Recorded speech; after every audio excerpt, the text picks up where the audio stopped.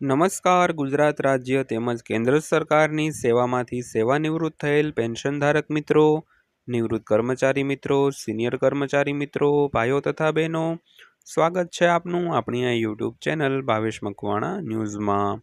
તો બધાને જય શ્રી કૃષ્ણ, જય માતાજી, હર હર મહાદેવ. તો મિત્રો, આજની તારીખ 23/6/2025.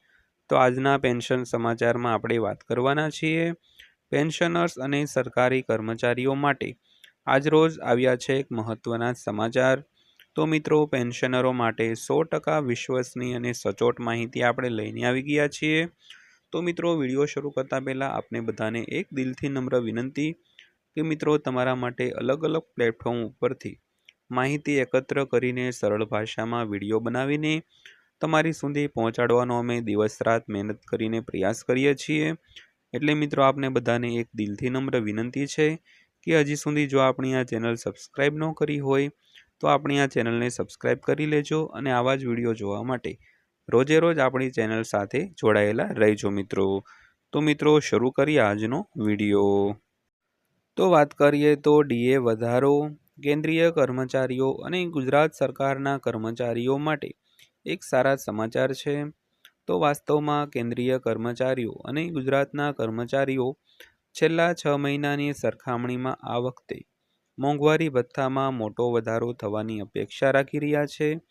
તો આવી સ્થિતિમાં નીચે આપેલા સમાચારમાં આપેલા ડેટા અનુસાર સમજીએ કે આ વખતે મોંઘવારી ભથ્થામાં કેટલો વધારો થઈ શકે છે મિત્રો.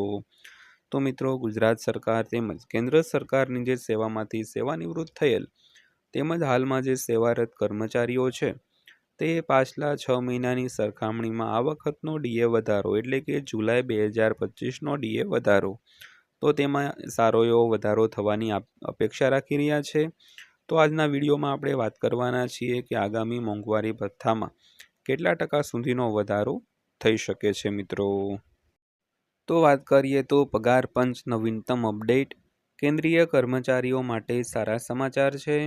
તો વાસ્તવમાં આ વખતે કેન્દ્રીય કર્મચારીઓ પાછલા 6 મહિનાની સરખામણીમાં મોંઘવારી ભથ્થામાં મોટો વધારો થવાની અપેક્ષા રાખી રહ્યા છે.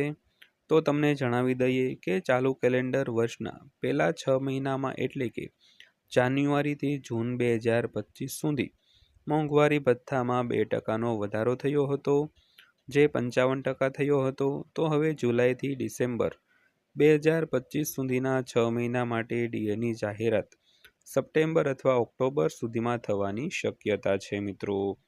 તો મિત્રો, ખાસ કરીને જાન્યુઆરીથી જૂન મહિના માટે મોંઘવારી ભથ્થામાં 2%નો વધારો થઈને મોંઘવારી ભથ્થું છે તે 53%થી 55% થયું હતું.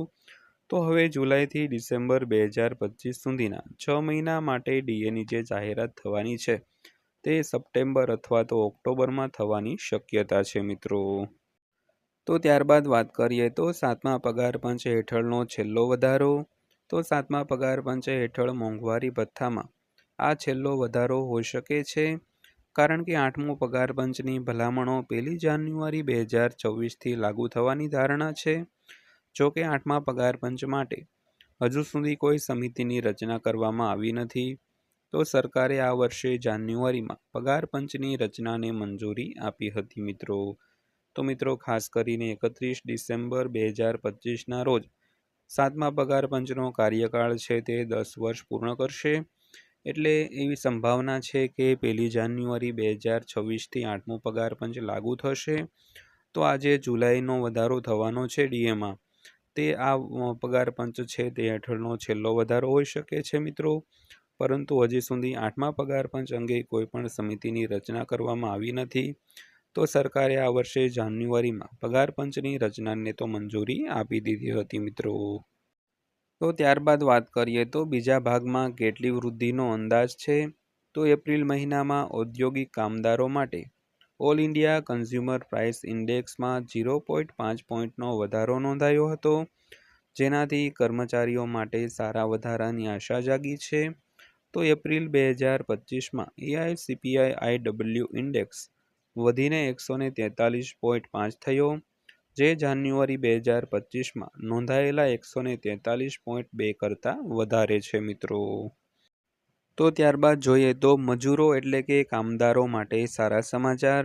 તો એપ્રિલ 2025માં all India consumer price index 0.5 point વધીને 143.5 પર પહોંચી ગયો છે અને આ જાન્યુઆરી 2025માં 143.2ના આંકડા કરતાં વધારે છે.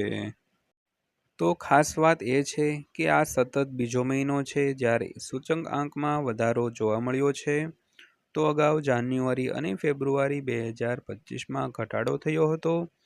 તો હવે જો મે અને જૂન માટે CPI-IWના આંકડા પણ વધે છે તો કેન્દ્ર સરકારના કર્મચારીઓના ભથ્થામાં 2 કે 3 અથવા તો 3 કે 4% વધારો થઈ શકે છે. તો તમને જણાવી દઈએ કે શ્રમ અને રોજગાર મંત્રાલય હેઠળ આવતા લેબર બ્યુરો દેશના 88 મુખ્ય ઔદ્યોગિક કેન્દ્રોમાં ફેલાયેલા 317 બજારોમાંથી છૂટક ભાવ એકત્રિત કરીને દર મહિને ઔદ્યોગિક કામદારો માટે ગ્રાહક ભાવ સૂચકાંક છે તે બહાર પાડે છે મિત્રો. તો મિત્રો ખાસ કરીને શ્રમ બ્યુરો છે જે શ્રમ અને રોજગાર મંત્રાલય હેઠળ આવતો એક શ્રમ બ્યુરો છે. તો તે છે તે દેશના 88 મુખ્ય ઔદ્યોગિક કેન્દ્રોમાં ફેલાયેલા જે 317 બજારો હોય છે તેમાં છૂટક ભાવ એકત્રિત કરે છે અને તેને આધારે જે ઔદ્યોગિક કામદારો માટે ગ્રાહકનો ભાવ સૂચકાંક હોય તે બહાર પાડતા હોય છે. તો ખાસ કરીને આ વર્ષે મોંઘવારી ભથ્થામાં સારો એવો વધારો થવાની અપેક્ષા છે. તો મિત્રો આ હતી આજની માહિતી પસંદ આવી હોય, વિડીયો સારો લાગ્યો હોય તો વિડીયોને લાઇક કરજો અને આવા જ વિડીયો જોવા માટે આપણી આ યુટ્યુબ ચેનલ પણ સબસ્ક્રાઈબ કરી લેજો. તો ફરીવાર પાછા મળીશું એક નવા વિડીયો સાથે, નવી માહિતી સાથે. ત્યાં સુધી સૌને જય હિન્દ, વંદે માતરમ.